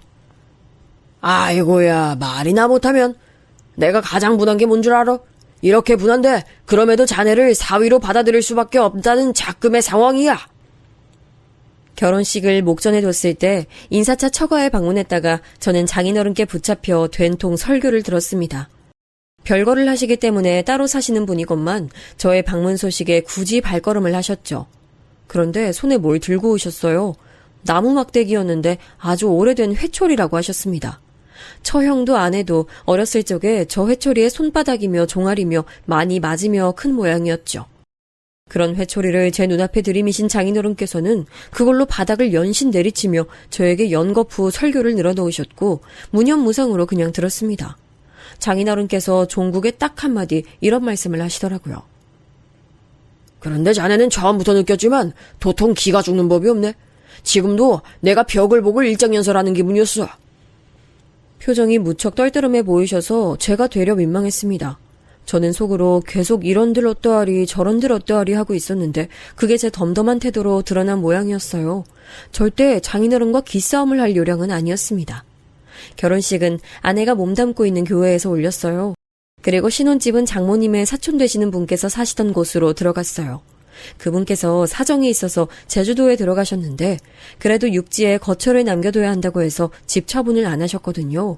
그 집에서 저희 부부가 신혼생활을 시작했습니다.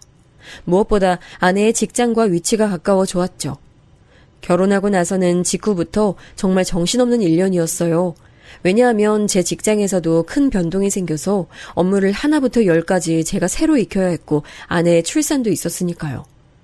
정말 건강하고 눈에 넣어도 안 아픈 아들이 태어났습니다.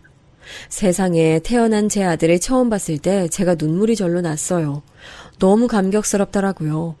그리고 며칠이 지나자 정말 제가 봐도 아내의 얼굴은 없고 아이에게서 제 이목구비가 보이는 게 너무 신기해 눈을 뗄 수가 없었죠. 여보가 아이를 너무 예뻐하고 잘 봐줘서 다행이야.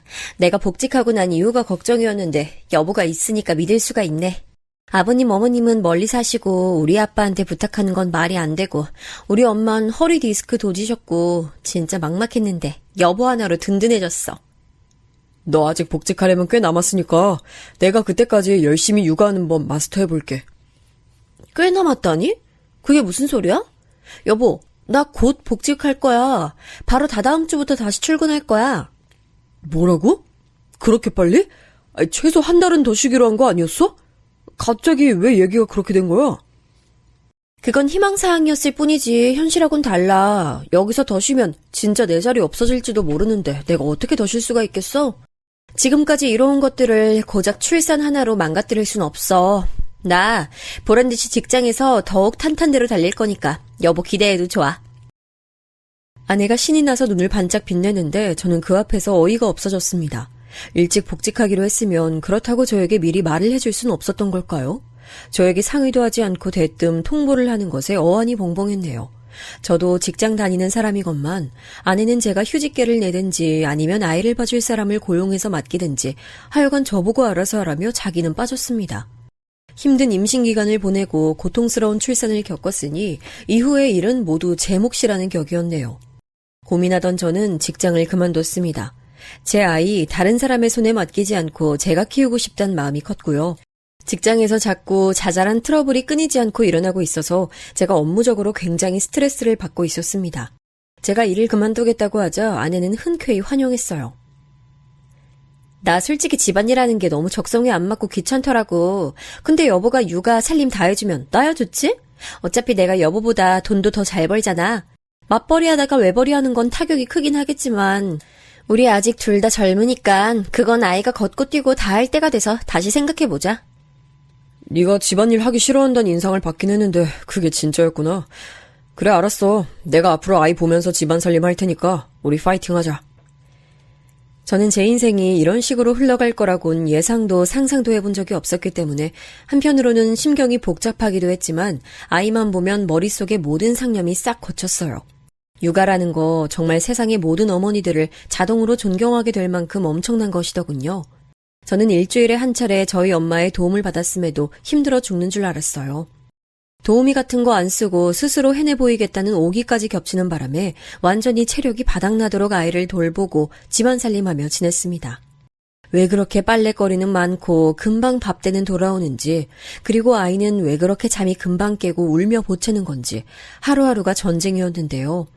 주말 같은 때나 잠깐 아이를 보시는 장인어른 장모님께서는 제 고충을 전혀 모르시더라고요. 아유, 우리 민준이 어쩜 이렇게 빵긋빵긋 잘 웃을까? 난 얘처럼 순한 애는 본 적이 없어. 김서방, 자네 정말 땡 잡았어. 자기보다 잘난 마누라 둬서 바깥일 힘들게 안 하고 편하게 집에 들어앉아 있는 남자가 몇이나 되겠어? 그리고 애도 이렇게 돌보기 편할 수가 있나? 자네는 전생에 나라를 여러 차례 구한 위인이었나 봐.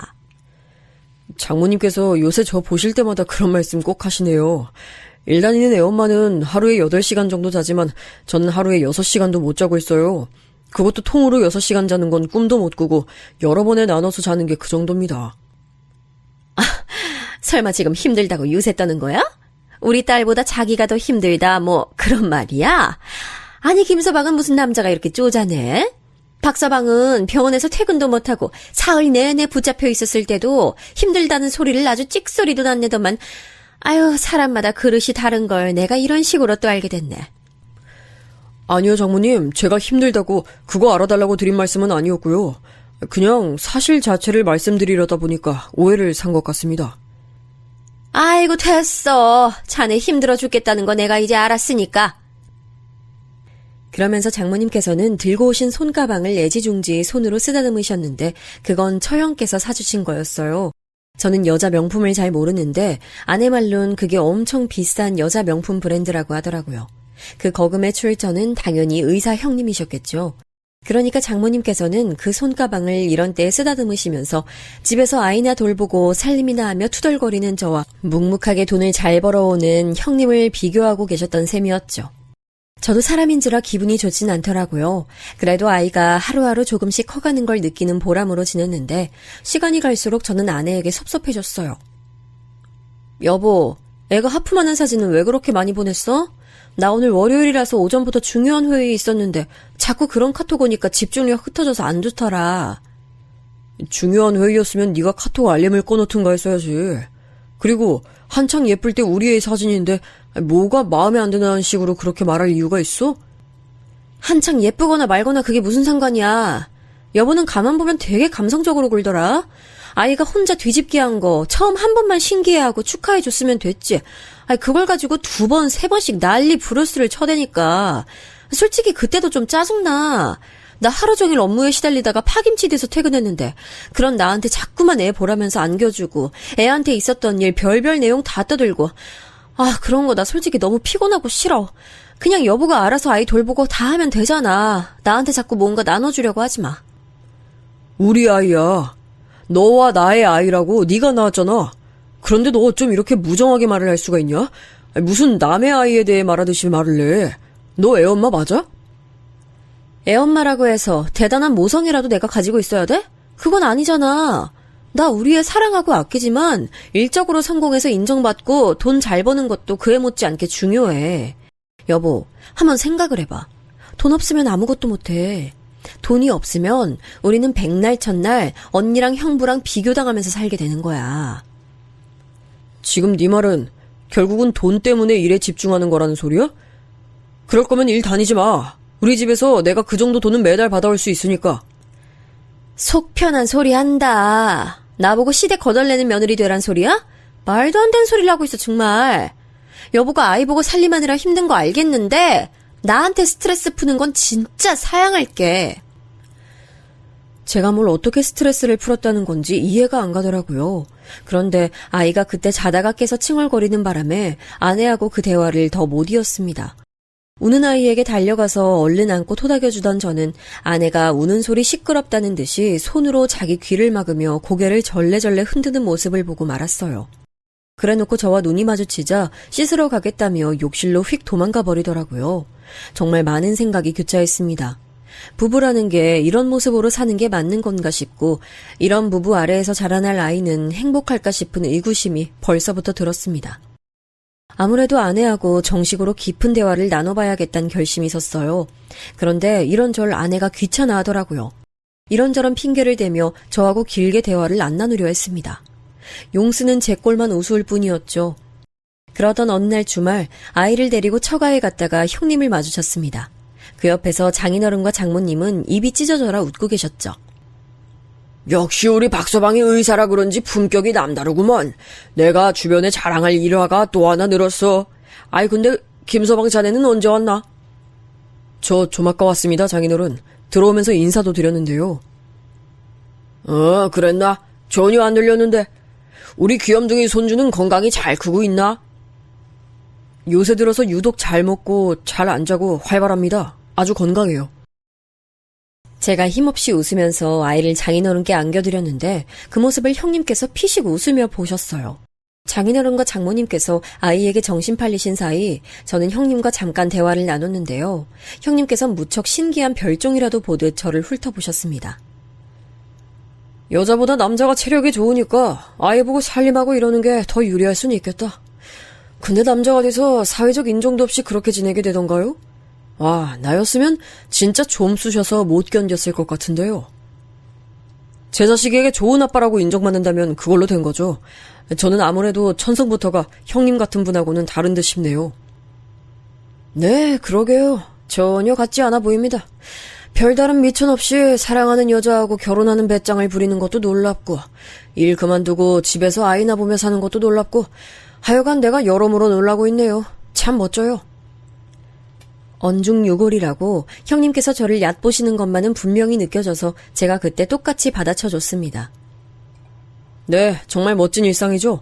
가끔 힘들긴 해도 내 새끼 내가 직접 품에 안고 키우며 함께 시간 보내는 게 보람되고 행복합니다. 형님께서는 워낙 공사다망하신 분이라 육아나 살림이나 이런 거 전혀 모르시죠? 가족끼리 아주 끈끈하겠습니다. 멋지십니다. 그러자 형님께선 한마디도 더 못하고 휙 돌아서시더군요. 저는 유유자적 콧노래나 흥얼거렸죠. 그런데 설마 하니 이런 성격에 제가 폭발하게 되는 일이 생길 거라곤 예상 못했습니다. 때는 장인어른과 장모님께서 전남 여수에 놀러 가셨다가 올라온 직후였어요. 저는 거길 가시는 것도 몰랐는데 뒤늦게 들으니 처형께서 놀러 갔다 오시라고 두 분 숙소를 잡아드린 모양이었습니다. 의사 형님의 든든한 지원이 있었던 것이었겠죠. 무튼 사이도 썩 안 좋으신 장인어른과 장모님께서 웬일로 두 분이 지방여행을 가셨던 거였는데 별탈 없이 일정을 마무리하신 것에 두 분도 기분이 무척 좋으셨나 봐요. 한턱 쏠 테니까 모이라고 하시더라고요. 여수까지 갔는데 게장 전문집을 안 갈 수가 있어야지. 식당에서 먹어보고 너무 맛있어서 나올 때 카운터 옆에 게장을 쫙 진열해놓고 팔길래 냉큼 사왔지. 간장이고 양념이고 맛들이 기똥찬데 특히 양념게장이 아주 맵지도 짜지도 않고 간이 기가 막히더만. 장인어른께서 열변토하시는 걸 보니 그 양념게장이 무척 맛있는 모양이었어요. 제가 평소에 해산물을 그렇게 안 즐기는 터라 게장 맛이라는 것도 잘 모르고 살았는데 그날 처가에 가서 차려진 상에 놓인 게장 접시를 보니 맛있는 모양새가 딱 눈에 들어오더라고요. 식구들이 다 모였는데 형님께서는 갑자기 병원에 급한 일이 생기셨다며 조금 늦어지고 계셨습니다. 먼저 자리에 앉으신 처형께서 옅게 웃으며 말씀하셨죠. 바쁜 의사는 이래서 안 좋다니까요. 허구한 날 이런 변수가 생겨서 도대체가 정확한 일정을 잡을래야 잡을 수가 없어요. 그게 다 큰일 하느라 그런 거지. 많이 배우고 똑똑한 박서방 같은 사람들이 세상을 옳게 주도하고 바꿔나가는 법이니까. 우리 박서방만큼은 아니더라도 사람이 평균 수준으로는 배우고 익히고 살아야 되는데 그런 것도 못하는 집단을 보면 참 한심스럽게 그지없어. 장인어른께선 전에 없이 허심탄회한 말투로 대답하셨고 어떻게 말씀하시든 저는 관여할 바 아니었습니다만 자꾸 제 쪽을 눈짓하면서 말씀을 하시니 자연스레 민망해지더라고요. 그러면서 장인어른의 말씀을 곱씹어보게 됐죠. 장인어른 기준에 미치지 못한 그 집단이라는 게 어쩐지 저희 집안을 겨냥하는 것 같다는 느낌이었습니다. 그러자 기분이 급격히 가라앉았죠. 저를 얕보시는 건 애초부터 태도를 그리 하셨으니까 어느 정도 이골이 나서 무신경하게 넘길 수 있는데 제 가족들을 제 앞에서 직접적으로 건드리시는 거라면 그건 또 다른 문제였으니까요. 그때 얌전히 낮잠에 든 줄 알았던 아이가 갑자기 잠에 깨서 엄청 칭얼거렸어요. 문을 활짝 열어둔 작은 방에 누인 상태였는데 우는 소리가 금세 들렸죠. 그러자마자 아내는 자기 팔꿈치로 옆에 있던 저의 팔을 강하게 찔렀습니다. 아파서 깜짝 놀란 제가 아내를 쳐다보자 저에게 입모양으로 가라고 하더군요. 다른 표현도 없이 그저 가라는 말에 왠지 모를 비참함을 느꼈습니다. 평소엔 이런 기분까지 느끼진 않았는데 왜 그럴까 싶은 의문을 가지며 저는 아이에게 가려고 몸을 일으켰어요. 그때 아내가 처형을 향해 이렇게 말하더군요. 내가 딴 건 몰라도 남편 꽉 잡고 사는 여자로 어디 가서 뒤처지진 않아. 내 말에 절대 복종하는 하인 수준인걸? 그 소리를 듣고 좀 어이가 없어서 가던 걸음을 멈추고 뒤를 돌아보고 말았네요. 처형이 멋쩍은 표정으로 아내에게 말을 하던 참이었습니다.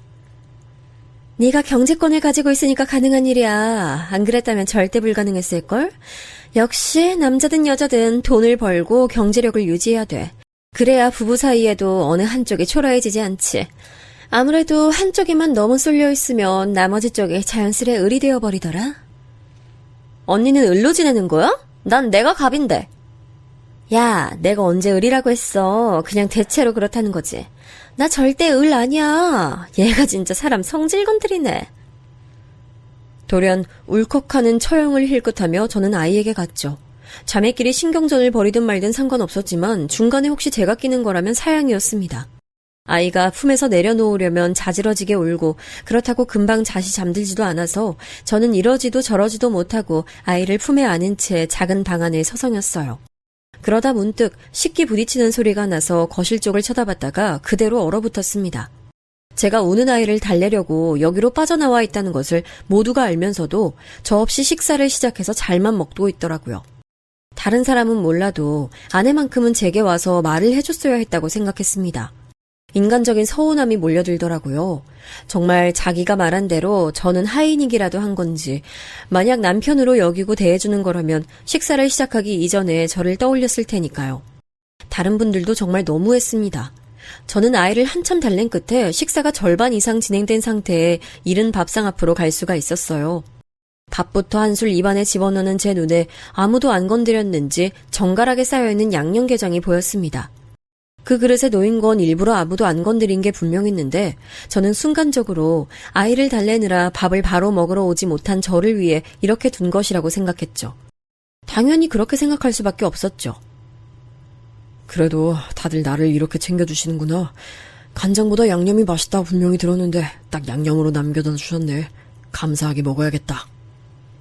그런 즐거운 생각을 하며 젓가락으로 양념게장을 집어들었습니다. 그리고 입에 가져가서 맛을 딱 한 번 느끼자마자 불호령을 들었어요. 자네, 지금 뭐 하는 짓이야? 뭐 해 먹고 있는 거야? 예? 저 양념게장 먹고 있습니다만 뭐가 잘못됐나요? 아니, 잘못됐고 말고 그건 자네가 아니라 우리 박서방한테 줄 몫이야. 일부러 맛있는 걸로 딱 남겨줬는데 그걸 왜 자네가 먹어? 장인어른, 그럼 저는 뭘 먹습니까? 저는 양념게장 하나도 먹으면 안 되는 건가요? 안 된다기보단 백수 주제에 어디 감히 잘난 의사가 먹을 몫을 가로채냐 이 말이지. 예? 그게 안 된다는 것과 진배 없는 것 아닙니까? 그리고 장인어른, 제가 왜 백수입니까? 제가 혼자 아이 보고 온갖 집안 살림 다 도맡아서 하는데요. 그걸 바로 백수라고 하는 거야. 나가서 땡전 한 푼 벌기를 해 뭐를 해? 장인어른께서는 예전에 장모님께서 피아노 학원 운영 그만두시고 댁에서 살림만 하시게 됐을 때 그럼 장모님을 백수라고 부르셨나요? 그러지 않으셨을 텐데요. 단지 전업주부라고 여기지 않으셨나요? 왜 저는 백수가 되어야 하는지 모르겠습니다. 아니, 백수라 할지라도 양념게장을 먹으면 안 되는 이유를 애초에 모르겠네요. 뭐가 어쩌고 저쩌? 자네 아주 정신머리가 이상하게 발려있구만. 영 대화가 잘 통할 것 같지가 않아. 저는 제가 화가 나야 할 상황이라고 여겼는데 장인어른께서는 저보다 더욱 분노가 치미셨나 보더라고요. 목이 벌겋게 달아오르셔서는 갑자기 벌떡 일어나 거실 어딘가에서 그걸 찾아 집어들고 오셨습니다. 바로 회초리였죠. 일찍 식사를 먼저 마치고 관망하고 있던 아내가 골치 아프다는 듯 손으로 이마를 짚으며 한숨을 내셨습니다. 그 반응에 저는 아내가 이 어이없는 상황에서 제 편을 들어줄 의사가 없다는 걸 확인했죠. 그러자마자 저도 모르게 피식 웃음이 나오더군요. 그간의 나날들이 부질없었다는 생각부터 머릿속에 피어올랐습니다. 저도 이유는 모르겠고 그냥 그런 생각이 들더라고요. 뭐야, 웃어? 김서방 자네 정말 좋은 말로 해서는 알아들을 작자가 아니로구만.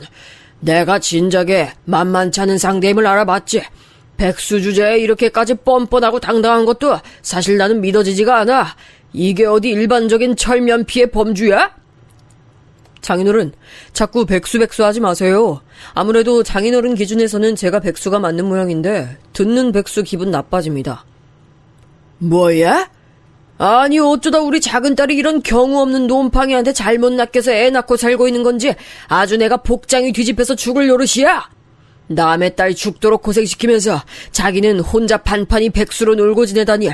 김서방, 자네는 땡전 한 푼 안 벌어오는 주제에 양심이라는 것마저 없어? 왜 저를 땡전 한 푼 안 벌어오는 사람으로 알고 계신지 모르겠네요. 저는 그렇게 말씀드린 적이 맹세코 단 한 번도 없는데 말이죠.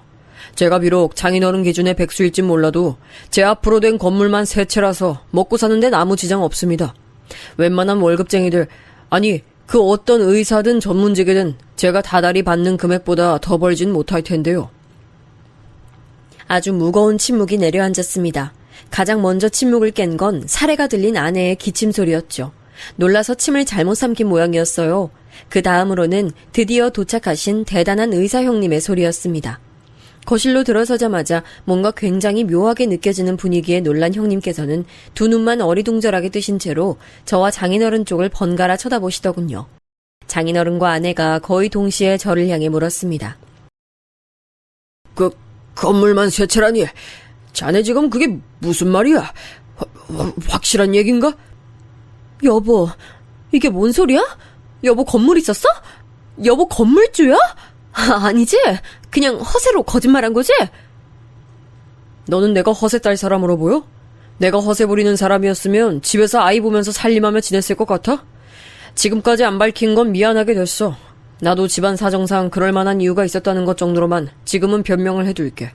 아, 장인어른, 제가 아무래도 남의 딸 죽도록 고생시키는 짓을 그만해야 할 것 같아서요. 저도 양심이란 게 있습니다. 그러니 이쯤에서 결혼생활 접고 조용히 사라지겠습니다. 눈의 가시가 제 발로 사라져주는 거니까 오늘 장모님하고 두 분이서 축하주라도 한잔하세요. 경악한 형님께서 이게 대체 뭔 일이냐며 처형과 급하게 쑥덕거리셨고 장모님께서는 거의 귀신이라도 보신 것처럼 창백해진 낯으로 입만 뻐끔거리셨어요. 그리고 장인어른께서는 제게 무어라 말을 하시려다가 갑자기 손으로 뒷목을 잡으셨죠. 그런 자기 부친이 안중에도 없는지 아내는 저만 쳐다보며 다급하게 외쳤습니다. 여보, 나 지금 이게 다 무슨 상황인지 모르겠어. 여보가 건물만 세 채 있는 사람이고 그걸 지금까지 속였고 그리고 나랑 이혼을 하고 싶어해. 내가 이해한 거 맞아? 아니 어떻게 이럴 수가 있어. 이거 말도 안 되잖아. 그래, 내 생각에도 말이 안 된다. 그러니까 이혼하는 게 서로 정신건강에도 좋을 것 같아. 너 일적으로 성공하고 인정받는 거 아주 중요하게 생각하지? 앞으로 실컷 해. 내가 아이하고 둘이 사라져 줄게. 뭐? 절대 안 돼. 내 아이야. 여보가 데려가게 할 수 없어. 그리고 내가 이혼 안 해주겠다고 하면 어떡할 건데? 그럼 소송으로 가야지. 여태까지 장인어른을 비롯한 처가 식구들이 날 우습게 낮잡아보는 취급했던 것들 카톡 내용만 봐도 충분히 증거가 될 정도니까. 네가 가정은 내팽개치고 밖으로만 돌았던 것들 그것도 우리 대화가 카톡에 다 남아있어서 내가 증거로 요긴하게 쓸 수 있을 것 같아. 제 말이 떨어진 직후부터는 아주 난리도 아니었습니다. 아내는 물론 장인어른까지 제 앞에서 호소를 하셨죠. 잘못했으니 제발 기회를 달라는 거였는데요. 저는 이 소란에 다시 잠에서 깬 아이를 챙겨 안아들고 미련 없이 처가를 나왔습니다. 무조건 이혼할 생각이었는데 아내가 저에게 빌고 또 빌었어요. 학창시절에 너무 엄한 부모님께도 억눌려 살아서 내가 보상심리가 있었던 것 같아. 내 멋대로 반드시 하면서 살아보고 싶다는 욕구가 강했어. 그리고 언니한테 지고 살고 싶지 않다는 경쟁심도 늘 있었고 내가 성공해서 잘 돼야 한다는 압박이 스스로 강했어. 그 바람에 내가 여보하고 아이를 놓치고 지내왔어. 내가 어리석었고 진짜 잘못했어. 여보 내가 미안해. 앞으로 잘할게. 어? 나 여보 사랑하고 우리 애 눈에 안 보이면 못 살아. 그렇게 중시하는 직장에도 무단 결근까지 해가며 눈물로 저에게 비는 아내를 보니 마음이 약해지더군요. 무엇보다 저 역시 제 개인적인 사정으로 아내에게 집안 재산을 숨긴 것이나 다름없었으니 어찌 보면 잘못이 하나씩 있는 셈이었습니다. 아이가 자기 엄마를 알아보고 빵씩 웃는 모습을 보니 당장 이혼까지는 어렵겠다는 판단이 들더군요. 깊은 대화를 나눠본 끝에 저희 부부는 삶의 방향을 정했고 저는 더 이상 처가 식구들을 보지 않으며 살게 됐습니다. 아내 또한 거의 마찬가지네요. 애증덩어리인 자기 식구들을 안 보고 사니까 기분이 묘하고 홀가분하다는 혼잣말을 자주 했죠. 그 이후로 어떻게 되나 내심 노심초사했는데 아내는 이상적으로 변했고 처가 스트레스는 영영 사라졌으니 제게는 아무튼 결과적으로 잘된 일 같습니다.